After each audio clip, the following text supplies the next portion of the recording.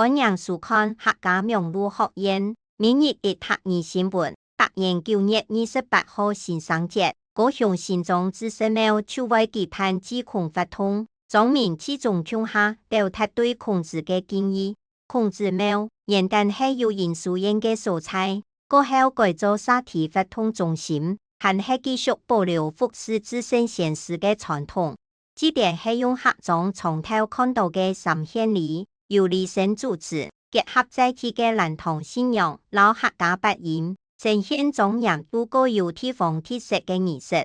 流程總共有21項，包含迎神、初獻、二獻、三獻、大體愛1點鐘9，生意有煮的、用的、辦的、梳頭、書面等等，係由莊民老沙堤協會共下準備。儀式結束過後，聽數嘅人做特色也到生意做嘅合作點心。第2日當主沙堤協會辦作到請莊民來食，莊民做得包紅包萬里，展現沙堤嘅團結老奉公精神。